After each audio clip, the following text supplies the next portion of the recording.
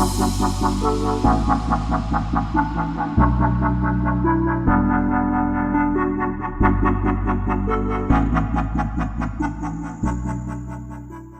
going on, guys? JB Lion back with another video, and the last video of this season, the last game review of this season.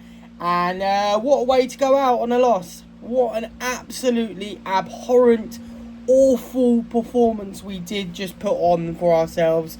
Like we always say before any video, if you're new around here, please do hit the like button. If you're brand new, hit the sub button. If you want to know when I upload, hit the bell icon. And let's just get into this game review. And where do we even start? What an absolutely awful performance, really. A game we should have definitely been winning.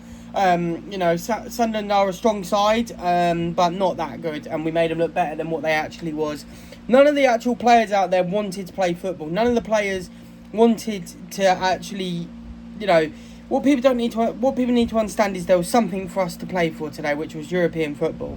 And we went out there and looked like we had nothing to play for, and that's the result we got. We got absolutely nothing from it.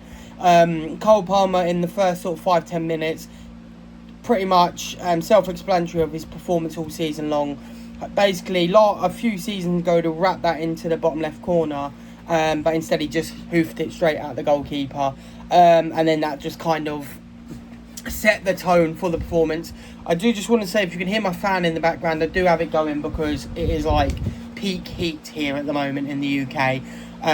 So yeah, I do need some sort of cooling, otherwise I will melt. But yeah, like I was saying, yeah, Cole Palmer's performance today, not great. He scored a goal, got very lucky, goalkeeper should have saved it, but obviously he did score. And it kind of, today's performance kind of reiterated the reason why he hasn't been picked for the England team.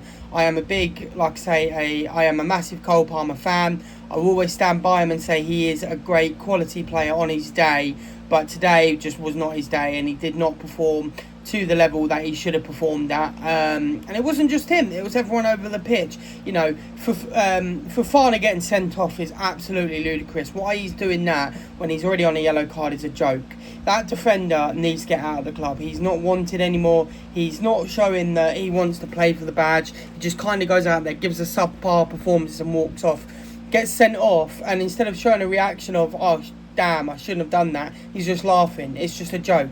You know, then you've got who else? Malo Gusto, absolutely useless today. On the first goal what they scored on, Gusto should have been there, and he just wasn't strong enough, and then scores their own goal just to make it even worse for himself.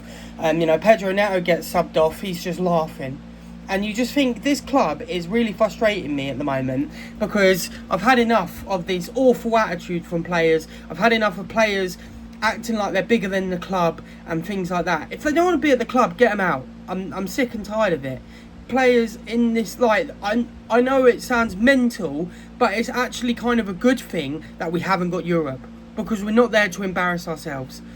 Alonso has enough on his plate to deal with. He's got to deal with all these babies at the club at the moment, as well as trying to compete in Europe. No, it's never going to happen. Next season, needs to be better. And the fact that we ain't got Europe is a great thing for us. And I know people can go, well, you know, a club of Chelsea's size needs Europe, whatever. We're not in the capabilities at the moment to be fighting for Europe. We're not in the mindset to be fighting for Europe. The summer's going to be absolutely huge, not only because we've got the World Cup and stuff like that, but also to get rid of players that don't want to be there anymore. Players like Cucurella and Enzo, like I said in my last video, two very good players. But if you're going to go around with the attitude that you're bigger than this club and you don't think this club's got ambition, then there's the door. Don't get me wrong, I'm a massive Enzo fan. I've got his shirt right there because I love him.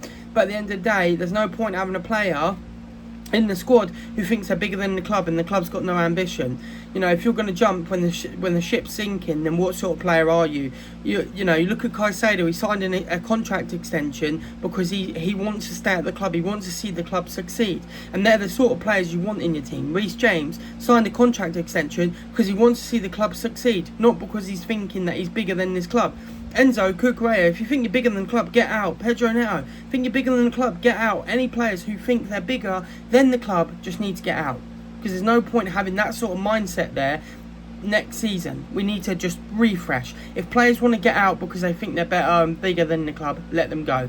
Obviously, I understand that it's going to be hard just to get rid of these players because of the length of contracts they're on. Their contracts are so lengthy that it's going to cost an arm and a leg to get them out. But they need to either make the decision they're going to be there to fight for the badge when Alonso gets in, or they're just going to want to leave and go to the clubs of their desire. You know, I'm a strong believer in that we shouldn't let players go to clubs that are, you know, close proximity to us. So, for example, we shouldn't really let Enzo or Kukurea go to Man City because they're technically a rival and a team that we should be battling with, right? If they go to the Spanish League, like I said, it doesn't matter to us. We're not in the Champions League. We're not in Europe, so we're not going to be facing them anytime soon. So, yeah, go off to Spain. That's fine. But just try and not sell them to clubs that are within our league, because then that's when it becomes an issue. But I'm like I say, I'm just fed up with this season. I'm glad it's over. This season has been one of the worst seasons I've seen Chelsea in a very, very, very long time. Even under the era of Graham Potter, we still picked ourselves up at the end of it. But this season has been one of the worst seasons I have been as a Chelsea fan. Finishing 10th is just not good enough. Not finishing Europe is just not good enough. The fact that no disgrace to them, but the fact that Brighton, Brentford and Sunderland all finished above us, considering you think Sunderland only came up this season, I think it was, is embarrassing. And Chelsea really need to have a look at themselves and realise what an absolute embarrassment and a joke it is that those sorts of clubs are finishing higher than us with our prestige and how good we are. It's a joke. And obviously it's just been a hell of a season, and I'm glad it's over with. I'm not even going to do good or bad players, because the players are all awful today. Nobody deserved any merit, because they just all weren't playing to win. They were just all playing just to play, and it was just absolutely an awful performance.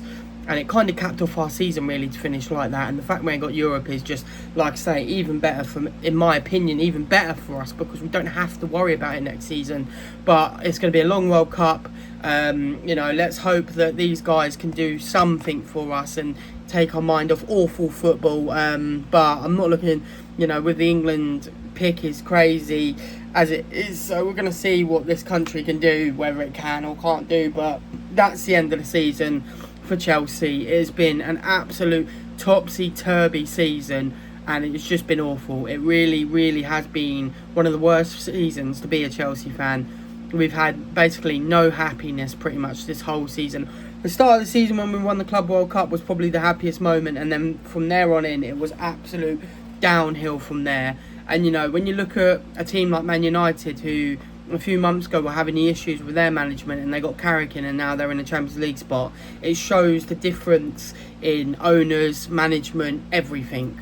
So hopefully with Alonso coming in, it's a brand new era of Chelsea. Hopefully the owners have finally understood that you need to have a manager rather than a coach. This manager needs to be involved in the signings, the whole club structure, everything. The owners are primarily there just to pay and enjoy the football, not to get involved as much as they do. And hopefully with Alonso, it's a new stone, a new era of Chelsea Football Club, because if not, then it's going to be the same next season, and it's just going to keep going on and keep rotting away until we actually realise that this is our problem, and we need to let the manager take control, get rid of players that don't want to be there, get rid of the players that are on these high wages who think they're better than the club, and just, I think it's just going to be an interesting summer to see who we get in and out of the door. Obviously, we've already made a sign-in, which is Barco from Strasbourg, and he looks like a good player.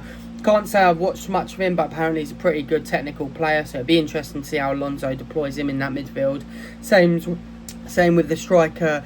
I don't know how you say his name. I think it's Embiga from Strasbourg as well. So 2 signings already, but it's going to just be an interesting summer for us. And I just can't wait for Alonso to take control, and then we can finally see what's going to happen with our club and see how we get on next season.